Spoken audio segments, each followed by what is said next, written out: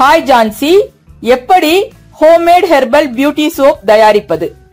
Hi friends, நிறைய வீடியோஸ்ல soap making பத்தி போட்டிருந்தது. நான் அதெல்லாம் பார்த்து சொந்தமா நானே ஒரு ஃபார்முலா உருவாக்கி சோப் தயாரிச்சிருக்கேன்.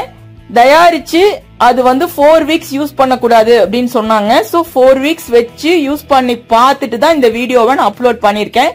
ஸ்கின்னுக்கு எந்த இரிட்டேஷனும் வரல, நல்லா அழுக்கும் போகுது.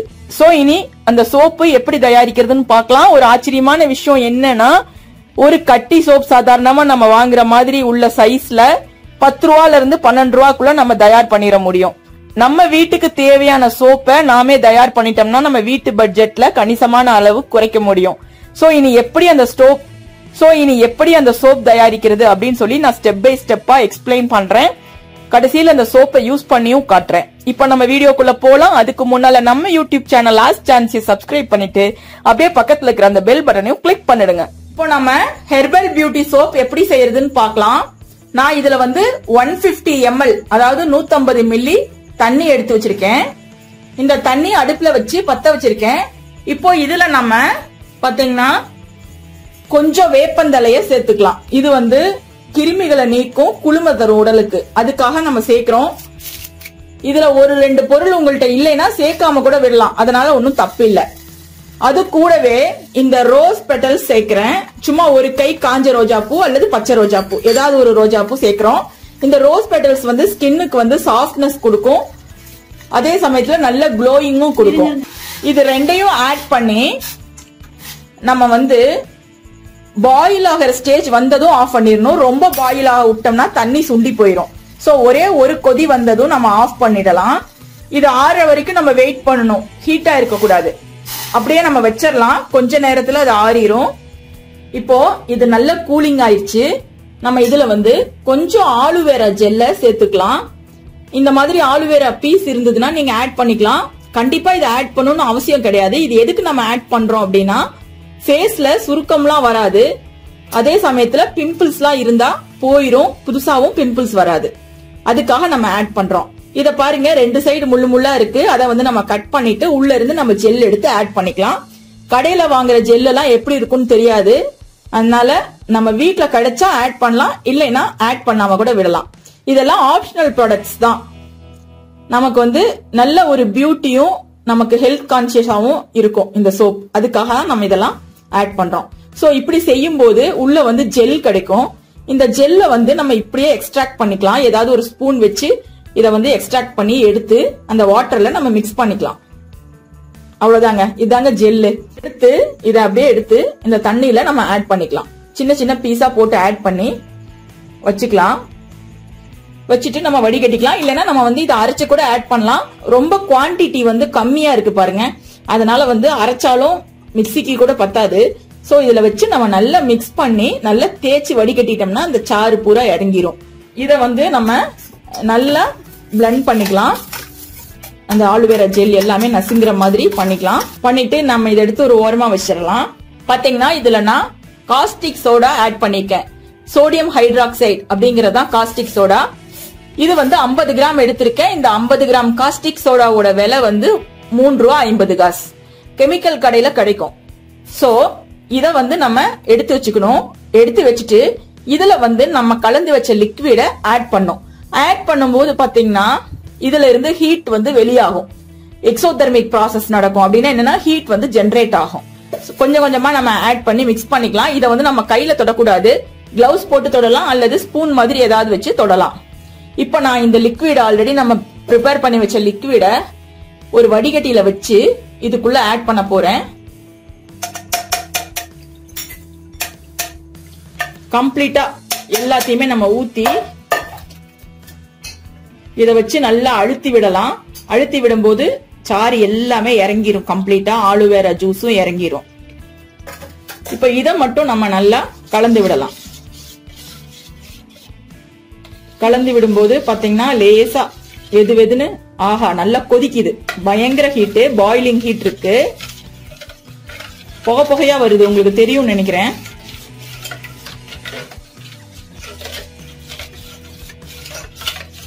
கொஞ்ச நேரம் ஆகட்டும்.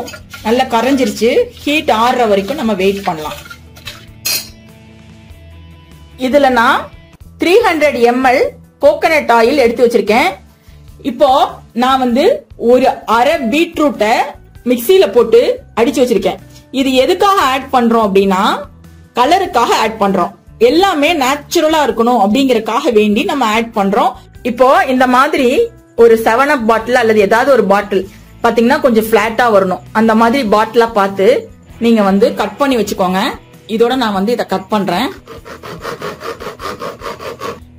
இப்போ நம்ம ரெடி பண்ணி வச்சது பாத்தீங்கன்னா நல்லா ஆறிடுச்சு இந்த லிக்விட். இதுல வந்து நம்ம 1 ஸ்பூன் அளவுக்கு முல்தானி மெட்டி சேர்த்துக்கலாம். இந்த முல்தானி மெட்டி சேர்க்கும் போது நமக்கு கொஞ்சம் கலரை என்ஹான்ஸ் பண்ணி தரும். அதுக்காக தான் ஆட் பண்றோம், ஃபேஸ் பேக் மாதிரி. சோ இதை ஆட் பண்ணி நல்லா கரைச்சிக்கலாம். இப்போ இதுல நம்ம ரெடி பண்ணி வச்சிருக்கிற அந்த தேங்காய் எண்ணெய் கரைசலையும் நம்ம ஊத்திக்கலாம். ஆல்ரெடி நம்ம பீட்ரூட் போட்டு வச்சிருக்கிறதுனால இத வந்து வடிகட்டி ஆட் பண்ணிக்கலாம். கொஞ்சம் கொஞ்சமா ஆட் பண்ணி நம்ம அப்படியே மிக்ஸ் பண்ணணும். மிக்ஸ் பண்ண திரும்பவும் நான் ஆட் பண்றேன். இப்ப வந்து இதுல வந்து நம்ம நல்லா அழுத்தி விடலாம் அந்த சாறு ஃபுல்லா இறங்குறதுக்காக. ஆக்சுவலா வந்து இந்த பீட்ரூட்டை நம்ம வந்து தண்ணியிலே போட்டு கொதிக்க வச்சிருந்தோம்னா இன்னும் கொஞ்சம் நல்ல கலர் கிடைச்சிருக்கும். நான் மறந்துட்டேன். சோ அதனால நான் தேங்காய் எண்ணெயில போட்டிருக்கேன். நீங்க வந்து தண்ணியில பாயில் பண்ணும் போதே ஆட் பண்ணிட்டீங்கன்னா நல்ல கலரா இருக்கும் உங்களுக்கு சோப்பு. இப்போ இத நம்ம நல்லா மிக்ஸ் பண்ணிக்கலாம். மிக்ஸ் பண்ணோம்னா ஒரு half an hourல பாத்தீங்கன்னா ஒரு தோசை மாவு பதம் மாதிரி ஒரு பதம் வந்துடும். இப்ப பாத்தீங்கன்னா நம்ம அப்படியே யூஸ் பண்றதுனால யூஸ் பண்ணலாம். ஸ்மெல்காக நம்ம ஏதோ ஒரு எசன்ஸ் ஆட் பண்றதுனால ஆட் பண்ணலாம். நான் வந்து லாவெண்டர் ஆயில் வாங்கி வச்சிருக்கேன். இப்ப நான் இத ஆட் பண்றேன்.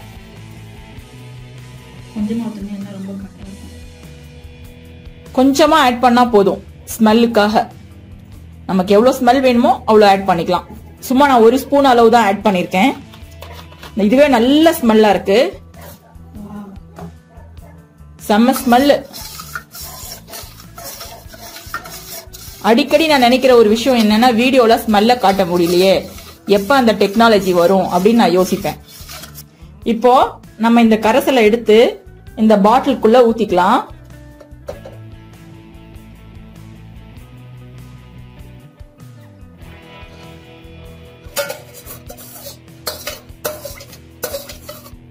கையில தொடக்கூடாது.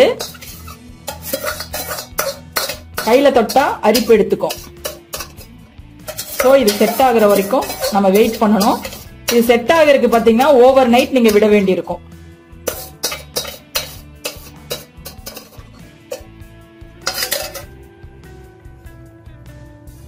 அப்படியே நம்ம இதை க்ளோஸ் பண்ணி ஓவர் நைட் விட்டுடலாம். மார்னிங் எப்படி இருக்கு அப்படின்னு சொல்லி நம்ம பார்க்கலாம். நம்ம சோப்பு நல்ல கட்டியாயி ரெடி ஆயிடுச்சு. ஓவர் நைட் விட்டாச்சு. எவ்வளவு இருக்குன்னு பார்க்கலாம். 382 கிராம்ஸ் இருக்கு. பாட்டிலோடைய வெயிட்ட குறைச்சிட்டா கூட இப்ப நமக்கு 375 கிராம்ஸ் சோப்புடைய வெயிட்னு வச்சுக்கலாம். இப்ப வந்து இதுல இருந்து நம்ம எடுக்கணும். இப்ப நான் இந்த நைஃப்ல வந்து கட் பண்றேன்.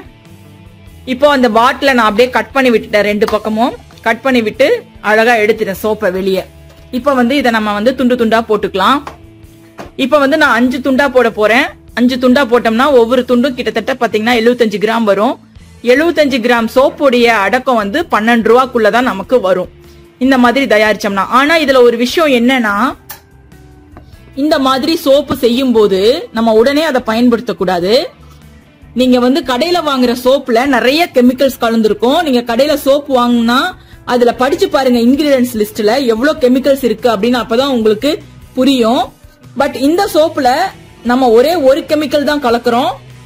அதுவும் பாத்தீங்கன்னா நம்ம இத வந்து 3 வீக்ஸ்ல இருந்து 4 வீக்ஸ் வரைக்கும் அப்படியே வச்சிடணும். உடனே இந்த சோப்பை யூஸ் பண்ணக்கூடாது.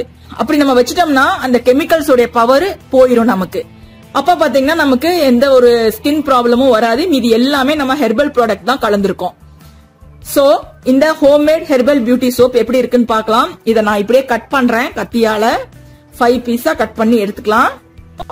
இந்த சோப் வந்து எப்படி இருக்கு அப்படின்னு சொல்லி நான் வாஷ் பண்ணி காமிக்கிறேன். கட்டிங் அப்போ சின்னதா ஒரு பீஸ் வந்து டேமேஜ் ஆன பீஸ் எடுத்துட்டு வந்திருக்கேன். நுர வருதா என்ன அப்படின்னு சொல்லி நம்ம டெஸ்ட் பண்ணலாம். பாருங்க. இதுக்கு மேல என்ன நமக்கு நுரை, ஓகேவா? சோ பாத்தீங்கன்னா இது 3 வீக்ஸ் இல்லாம யூஸ் பண்ணக்கூடாது. பட் நான் சும்மா உங்களுக்கு டெமோக்காக யூஸ் பண்றேன். உடனே நான் வேற சோப் போட்டு கிளீன் பண்ணிடுவேன். எனக்கு ஒன்றும் அப்படி ஒன்றும் இரிட்டேஷனோ அரிப்போ எதுவுமே இல்லை. நல்லா தான் இருக்கு. சூப்பரா நுரை வந்திருக்கு. ஸோ நமக்கு நல்ல அழுக்கு போகும். நல்ல ஹெர்பலா ஒரு ப்ராடக்ட், நம்மளே செஞ்ச திருப்தி கிடைக்கும். ரெண்டாவது விஷயம் பாத்தீங்கன்னா இதுல வந்து செலவு வந்து ரொம்பவே கம்மி. 75 கிராம் மைசூர் சாண்டலோ அல்லது வேற எந்த சோப்போ பாத்தீங்கன்னா இண்டஸ்ட்ரியில என்ன விலைன்னு போய் பாருங்க. கண்டிப்பா அதோட விலை வந்து 50 ரூபாய்க்கு மேலதான் இருக்கும். இந்த மாதிரி நம்ம செய்யும் போது நமக்கு வந்து 12 ரூபா தான் அடக்கம் ஆகுது அதே அளவு செய்யும் போது. சோ இப்ப நான் கையை வாஷ் பண்றேன். இதை நான் இப்ப யூஸ் பண்ண மாட்டேன், 3 வீக்ஸ் கழிச்சு தான் யூஸ் பண்ணுவேன். மேபி இந்த வீடியோ போஸ்ட் பண்றதே நான் வந்து நல்லா யூஸ் பண்ணி பார்த்துட்டு தான் போஸ்ட் பண்ணுவேன். இப்ப நான் வந்து வாஷ் பண்றேன். இப்போ பாத்தீங்கன்னா சோப்பு நம்ம இந்த மாதிரி கட் பண்ணி வச்சிருக்கோம். கட் பண்ணும்போது ஷேப் கரெக்டா வராது அப்படின்னு உங்களுக்கு தோணுச்சுன்னா பேப்பர் கப் இருக்கு பாருங்க, அதுல வந்து இவ்வளவு ஹைட் மட்டும் ஊத்தி ஊத்தி நீங்க செட் பண்ணிட்டீங்கன்னா அது அப்படியே வந்து நம்ம பேப்பர் கப்பை கட் பண்ணி எடுத்துக்கலாம். ஈஸியா இருக்கும். சோ பாத்தீங்கன்னா ரொம்ப அழகான சோப்பு தயாராயிருச்சு. இப்போ வந்து இது நான் வந்து 3 வீக்ஸ் ஆயிருச்சு. நம்ம வந்து தாராளமா யூஸ் பண்ணலாம். இன்னொரு விஷயம் இதுல முக்கியமா என்னன்னா, இதுல வந்து கோகனட் ஆயிலுடைய அளவை இன்னும் கூட நீங்க கொஞ்சம் அதிகப்படுத்தலாம் உங்க தேவைக்கு தகுந்த மாதிரி. அப்படி அதிகப்படுத்தும் போது அந்த மாய்ஸ்சரைசிங் தன்மை வந்து இன்னும் கூடும். சப்போஸ் உங்களுக்கு சோப்பு சரியா இல்ல, பிடிக்கல, அதாவது அந்த அளவுக்கு எதிர்பார்த்த ரிசல்ட் கிடைக்கல, அந்த மாதிரி ஏதாவது இருந்ததுன்னா கோகனட் ஆயில கொஞ்சம் அதிகப்படுத்துங்க. ரொம்ப வேணாம், ஒரு 50 மில்லி அளவுக்கு நீங்க அதிகப்படுத்தி செய்யலாம். அப்படி செய்யும் போது இன்னுமே கொஞ்சம் மாய்ஸ்சரைசிங் எஃபெக்ட் கிடைக்கும். அவ்வளவுதாங்க, நம்ம ஹோம்மேட் ஹெர்பல் பியூட்டி சோப் தயார் பண்ணியாச்சு. இப்போ வந்து இதுல ஒரே ஒரு விஷயம் என்னன்னா, நான் வந்து பீட்ரூட் சாறு கலருக்காக ஆட் பண்ணேன். பட் ஆயில்ல ஆட் பண்ணங்காட்டி கலர் வரல. வாட்டர்ல ஆட் பண்ணியிருந்தா கலர் வந்திருக்கும். நம்ம ஃபுட் கலரிங் கூட ஆட் பண்ணலாம். பட் கெமிக்கல்ஸ் வேண்டாங்கிறதுனால தான் நான் ஃபுட் கலரிங் ஆட் பண்ணல. இந்த வீடியோ உங்களுக்கு பிடிச்சா லைக் போட்டு உங்க ஃப்ரெண்ட்ஸ் கூட ஷேர் பண்ணுங்க. மறக்காம நம்ம யூடியூப் சேனல் ஆஸ்க் ஜான்சியை சப்ஸ்கிரைப் பண்ணிடுங்க. தேங்க்யூ. ஆஸ்க் ஜான்சியை கேளுங்கள். கமெண்டில் கேட்கப்படும் உங்கள் சந்தேகங்களுக்கு அடுத்தடுத்த வீடியோக்களில் விரிவான விளக்கங்கள் தரப்படும். இந்த வீடியோ பிடிச்சிருந்தா லைக் பண்ணிட்டு ஷேர் பண்ணிட்டு மறக்காம ஆஸ்க் ஜான்சி சேனலை சப்ஸ்கிரைப் செய்யுங்க. நன்றி.